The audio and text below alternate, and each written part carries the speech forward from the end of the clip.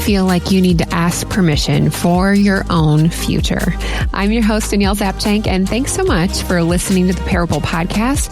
Joining me today is thought leader, writer, and Bible teacher, Ashlee Eiland. She exists to join in God's redemptive work here on earth. You are going to love our conversation and her parable about her choice to take the cup God had before her. That was the first time I really felt like this is who God's made me to be. Because in that moment, I didn't feel fear. I felt like this is an appropriately fitting mantle. It didn't feel out of place. Here's my conversation with Ashlee Eiland.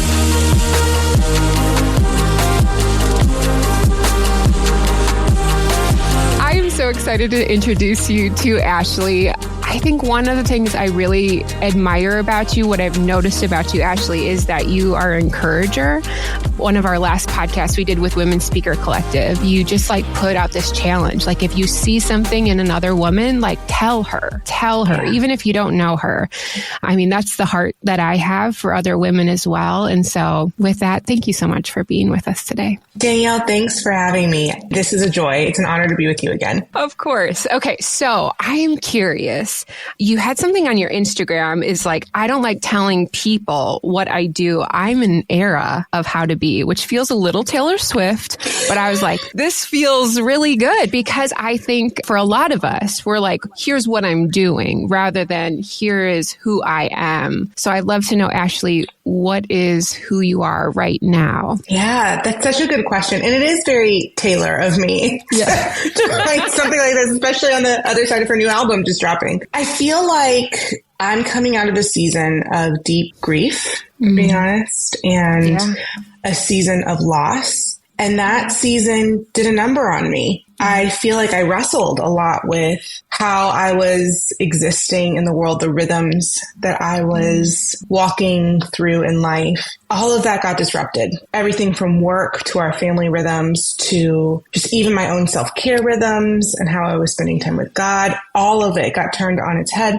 And I found myself making decisions to really push pause on pretty much everything from stepping out of full-time ministry as a pastor to saying, I just need a couple months of rest, of the land lying fallow. And if you take that image of a field that's fallow, if you take this image of land that is resting, it looks pretty boring, but there's a lot happening beneath the surface. And I feel like that's what's happening in my being right now, where you or someone might look at my life and be like, oh, looks pretty standard. I'm back in a working rhythm. I'm never taking a break from being a mom or a parent. You know, there's family responsibilities, friends, work.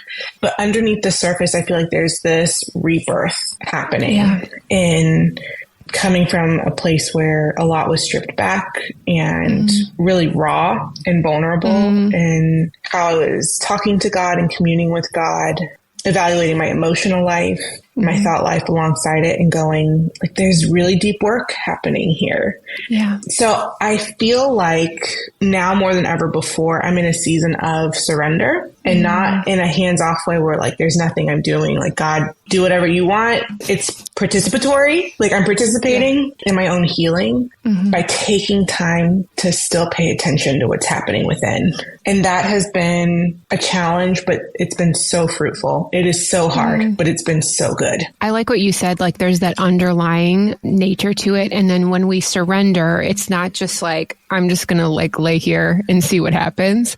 Because I think for many of us, we think, okay, when we just surrender, we're just going to stay here and see, God, you do your thing. He wants to participate in that relationship with us. And how are we going to go into those hard spaces? Because it's crappy sometimes. You have to go through it and really dig deep and make it a part of your life. When you talked about resting, has there been something that has surprised you?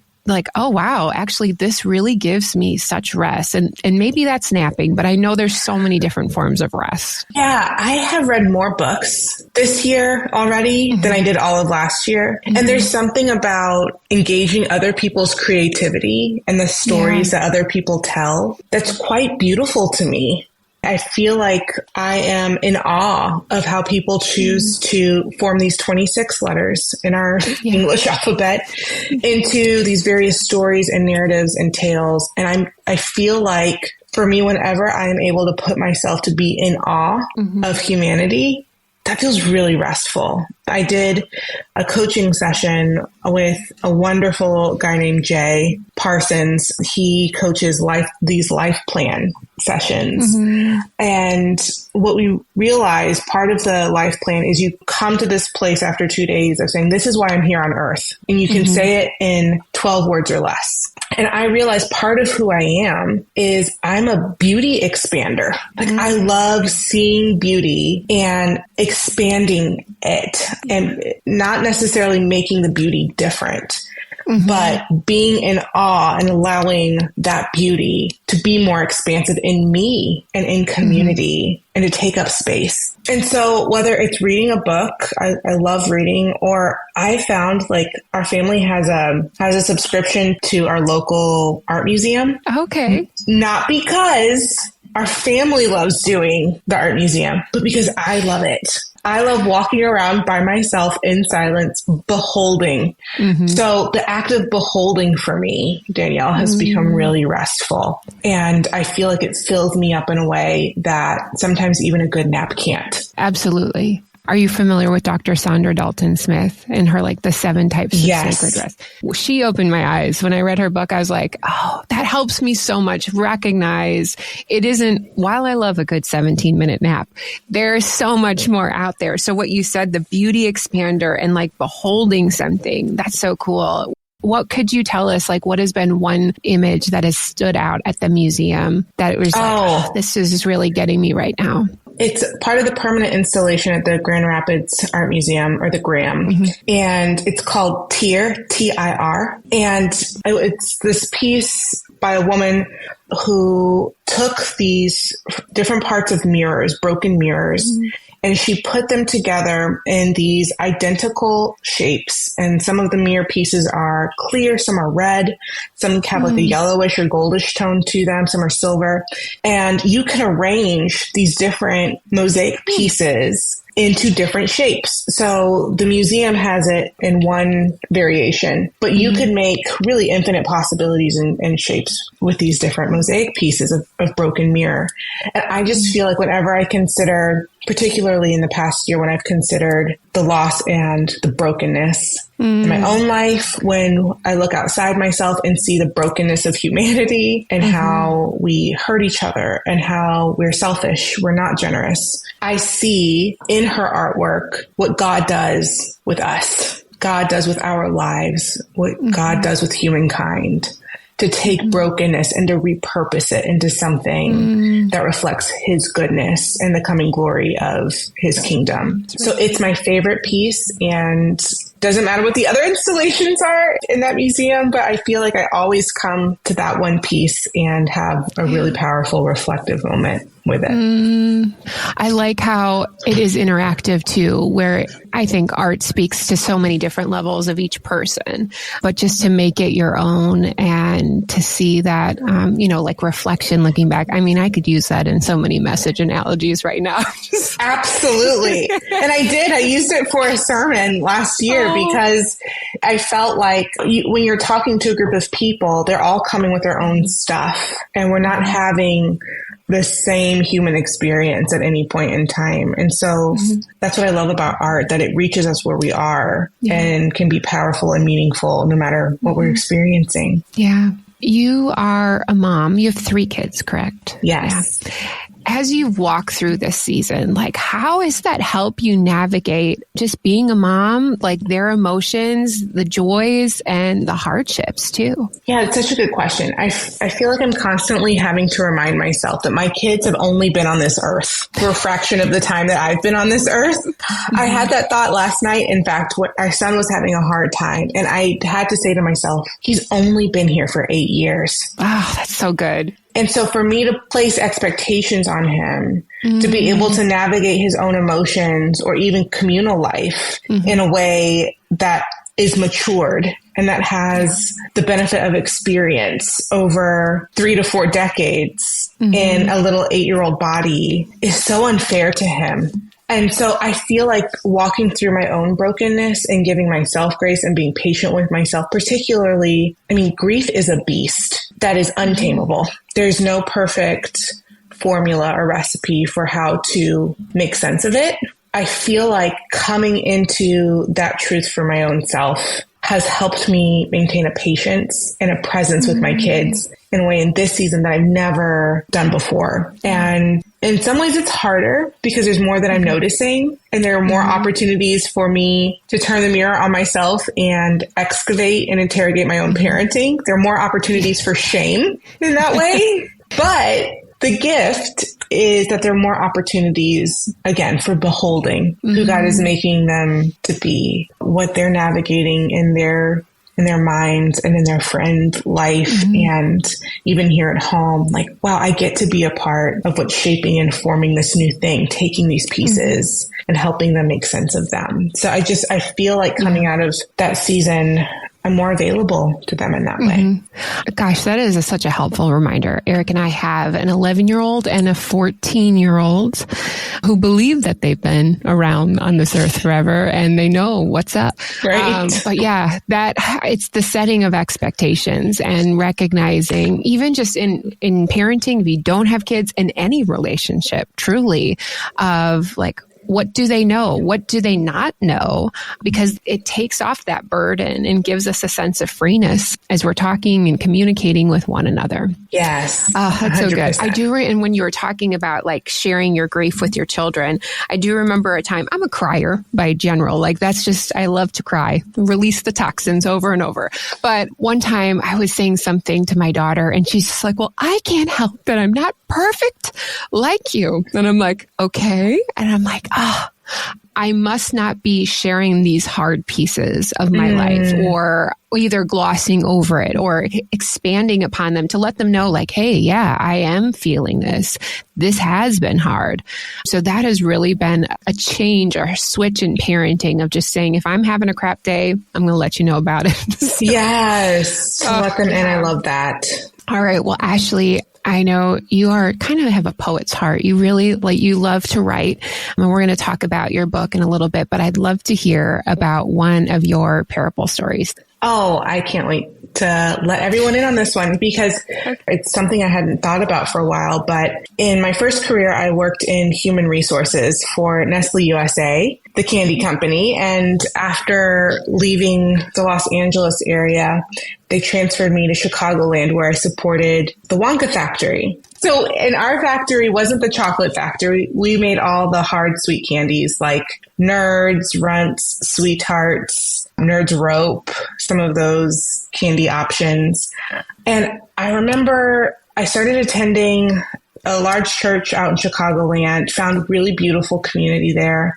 And as a part of that community in our early 20s, we would volunteer for the high school ministry events. And one such event was a summer camp at Indiana Wesleyan University called Sandblast. And as I was volunteering, here I have this corporate HR job, volunteering at this high school camp in the competition area. So running games and stuff like that. I remember standing in the back of the auditorium when the camp speaker was giving their presentation and teaching the camp. And he was teaching out of John 2, Jesus' first miracle at the wedding at Cana.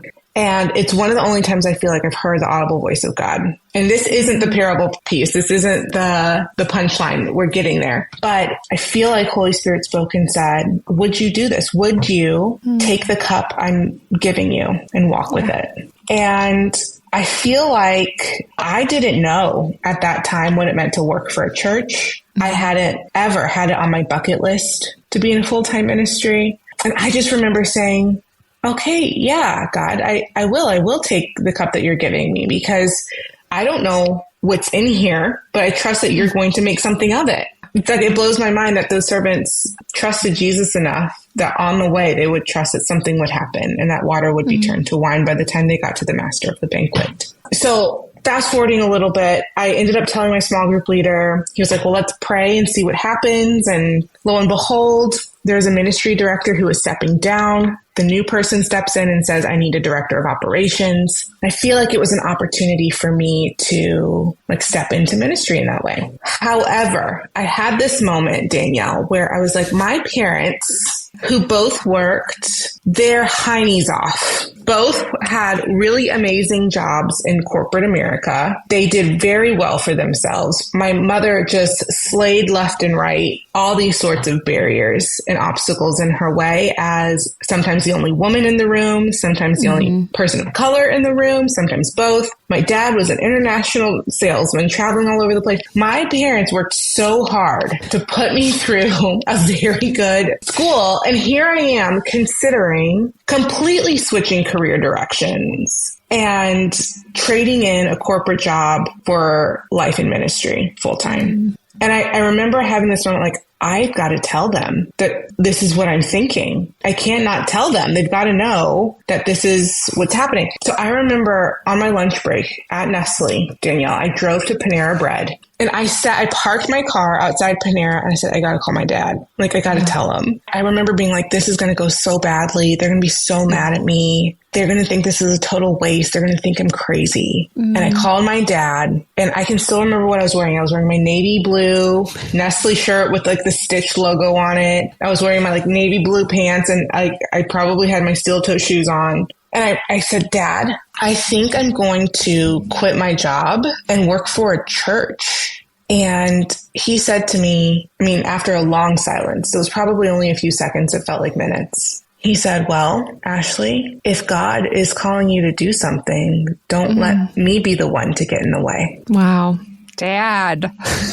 The second he said that, I broke and I started weeping because I realized even though I don't think I needed their permission, but there was something about my father's affirmation that I needed to step confidently into the place that God was calling me to be. And my dad passed last year, and that's one of the stories I remember because it taught me a couple things. One, I want to live my life in a way that clears the way for other people to step fully into the things God is calling them to do. I do not want to be a barrier to anyone else's yes and obedience to God. And my dad modeled that so beautifully in giving me those words of permission. But second, I feel like that was the first time of many that conversation gave me the confidence to step into an unknown place, to carry the cup of which I knew nothing about. And Danielle, I can't explain it, but almost every major transition in my life has been marked by that, has been marked by an unknown, a question mark. I have no idea how this is going to go. What the heck am I doing? But because I have my father's voice in my head and in my heart, that has lifted the burden of fear and has given me confidence to step fully into the thing I feel like God is leading me to do. So not only do I not want to be a barrier, but I want to keep being someone who says yes confidently to really scary unknown things because I have my father's affirmation. And I no longer have my earthly dad's affirmation. But I feel like my relationship with God has shifted to say, God, you as my father, this is one of the ways that you operate in my life as my father. You give me your affirmation. You call me into unknown places, but I have you. I have your presence. I have your voice. And therefore I have everything I need. Ashlee, I appreciate you sharing that story because I think so many of us can relate to the next step, the next question, the fear of the unknown, whether that is a job or a relationship or a big decision, a transition in our life. And there's this element of fear. And I love how you connected that to your father's voice, to your earthly father, and then also your heavenly father. Yeah. How that means so much. Sometimes we need that affirmation, like, Dad, is this the right way I need to go? When you said, would you take this cup? If you can reflect back, prior to that season, had there been any nudges, any inklings, or was that really the big one that you can remember? That was the big one. I had been encouraged before that by my small group leader and by another pastor and encouraged in my leadership to say, Ashlee, you're a leader. And I remember our small group at that time had gotten so large. We were fitting 40 something people into this tiny apartment in downtown Arlington Heights. Wow. And we got to a place where we needed to create a different group. And our small group leader said, Ashlee, would you lead this second group? Mm-hmm. So there were tiny nudges. And even in my childhood and coming up through high school, I think I knew I had a leadership gift. I also knew that there was something about my relationship with Jesus that was so, so important to me and very precious to me that, I'm not surprised that that's where I ended up. But I think the first moment of like, okay, this is getting real. Yeah. Your life is going to take a turn. in a direction that because you know what it's like. You come up through school and then the next predictable thing for most people is like you go to college. And then it seems like you have a lot of freedom in college, but it's actually a very structured environment. And then you graduate and you're like, now I need to adult and I don't actually know how to do that. Like no one's given me a manual. Like most of my life before that had been really structured. So it was the first time I felt like I was making the decision. Yeah. Even though I had been encouraged before and spiritual gifts had been called out and I was called up into using those gifts of leadership and teaching. I feel like that moment for me was a trust moment. It was less about what I was going to do and whether or not I was going to trust God. I think that word permission, I don't know if that's for everyone, but there is something about me that like sometimes, depending on what it is, like I feel like I need that sense of permission, whether that is from a father figure, whether that is from my own husband, even my kids, and or God. Like, why do you think that word permission or that feeling holds so much weight for us? I think at our best, we truly want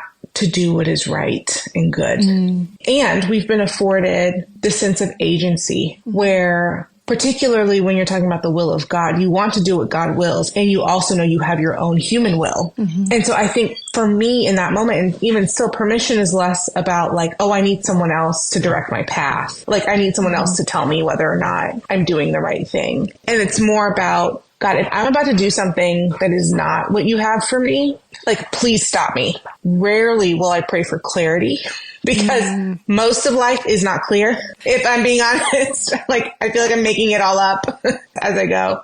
So I'll rarely pray for clarity, but I will pray. And even in a recent season, I prayed like, God, if this is what you don't want me to do, I need you to slam some doors. I need you to like, stop me now. Because I'm examining my inner life, my thought life, how I feel. I'm taking all of this data and going, I think this is the right thing, but would you give me some affirmation, confirmation? I would throw permission in there to step fully into this next chapter. Absolutely. For somebody who is walking in a time where they feel like God is saying, like, here's your cup, will you drink of it? What would be your encouragement to them when they're like struggling with that fear of like, should I take it? Because you said like everything from that moment like has poured out of that cup. So what would be your encouragement to them? I can't remember the specific book of the Bible this comes from, but I remember when my husband and I were discerning to move to Michigan, we were reading the Old Testament. It's from one of the Old Testament prophets, I think one of the major prophets. And this might not be verbatim, but the sense in that passage was, God is with you if you stay, and God is with you if you go. So my encouragement would be to remember, whether you turn to the left or the right, you will hear a voice saying, this is the way, walk in it. Like, God is with you. You cannot make a decision so big or so different that will prevent God from going with you and going before you. So just go. Just go, because God is with you. Well, Ashlee, since that parking lot at Panera, you have gone on to a lot of ministry things, and you're about to just launch your second book. So God has been good. And I think that you say on your website, like, this is a part of who you are, that you want to be a truth teller and encourage people to build that relationship with God and with each other. What is your newest book about, and what is your hope for the reader? So my newest book is about being able to discern and know with confidence what to say and when, and to really come into this elevated assuredness of the voice God has given you and knowing how to steward that voice. what I hope for the reader, because this book is, Say Good, is coming out amidst a lot of tension. I mean, we are months away from what's sure to be, and what already is, a contentious presidential election here in the United States. My prayer is that readers would put that book down after flipping those pages and say, okay, I have a peace now. I no longer have to be afraid. I no longer have to wonder, should I speak up in that instance? Or should I say that at the family table? Should I stand up at the PTA meeting? Should I post this opinion online? I feel like I want the reader to know there is an accessibility that can kind of undergird us and put wind in our sails as we figure out how to navigate cultural tensions and complex situations around us. It's meant to be used, written in. It's meant to be a tool, not just a relic for your bookshelves. It's meant to be used and practical and helpful. So that's what I hope. I hope the reader walks away with a sense of hope and peace and confidence in how they use their voices. Ashlee's book is called Say Good, Speaking Across Hot Topics, Complex Relationships, and Tense Situations. We probably never experienced that. Never. So irrelevant. I think what I liked from the description is that there is a level of discernment. And I think that is an art that is lost. I know I still struggle with that. I mean, we're talking about like just our life in general. There's a discernment of like, what's my next steps, but also a discernment in our conversations. Is this the time? Is this the place? Is this the person? And so I like that you put that framework in there. Have you felt like discernment is something that you have like grown into, or you're still trying to figure that out for yourself? Absolutely still trying to figure it out, Danielle. I feel like this path is a lot like our discipleship. We're never done, because even as we grow, there will be new headlines, situations, unknowns to navigate that we've never faced before. So the work is never done. I've surely learned a lot, I'd say, and I've learned a lot about patience and the gift of silence and waiting in this work of knowing when to speak and when. And each of the 4 pillars is meant to serve as a framework, a lens through which we see how we show up in the world with our voices. But the work is absolutely never done. And I am so on the journey still in learning how to steward my own voice. When you think back, I mean, utilizing your voice, when was maybe like the first time you realized this is Ashlee's voice and it can be used for good? It has power in it. Do you remember a time that stuck out to you? I do. And as you started asking the question, I had a baby panic moment because I'm like, I don't know. And then as you finished the question, I was like, oh, I do know. In high school, I was elected student body president at our small Catholic all-girls high school. In my senior year, and this is a trigger warning for our listeners, but my senior year, I needed to give a speech to the whole high school student body, freshmen through seniors, after a freshman died by suicide. She was someone I knew, and our school was grieving. It was very unexpected. I can't remember who asked me to do this, but they said, Ashlee, would you address the student body at assembly? Wow. And I remember Danielle going, sure. Now, looking back, I have bigger feels now about that moment than I did in the moment. I think I was just living in it. I didn't realize the gravitas, the weightiness of that. But I remember writing words of hope down on my compact computer, printing them out, and standing before probably some 200 students and teachers and giving a speech about Brandy's life and speaking words of hope. And as I look back at that moment and I go, that was the first time I really felt like this is who God's made me to be. Because in that moment, I didn't feel fear. I felt like this is an appropriately fitting mantle. It didn't feel out of place. It didn't feel like the burden was too heavy or the yoke was too heavy. And that is, you know, when I encourage people, like, look back at who you've always been, despite the changes, despite the people who come in and out of your life, like what has always been true about you. And that's a moment where I can point to and say, yeah, that's always been true. That's so good and so helpful to reflect and just really like step into the spaces where God like brings back those memories to us. And you're kind of like, why? But there's something in it. Like there's such treasure in our memories of how God has utilized places and people and speeches in our life. Ashlee, as we're wrapping up, I'd love to ask you, what do you think your dad would think about Say Good? Oh, goodness. I really think he'd be proud of me. But in terms of the book itself, I think he would see glimpses of how he raised me in the pages. I can picture his smile now. He wasn't a man of too many words. He and I always had the shortest conversations on the phone, whereas my mom and I would want to talk for a really long time. And I could hear him in the background going like, okay, Vicky, let her go. But I feel like he would see the book and say, that's it. Keep going. Yeah. Well, Ashlee, thank you so much for sharing your heart authentically with us, all the ways that God has interwoven himself into your own parable stories. There's so much. And I guess that's why I love that so much, where God, he just uses everything. He uses everything and our stories do matter. Yeah. If people wanted to pick up Say Good or get connected with you, how can they do that?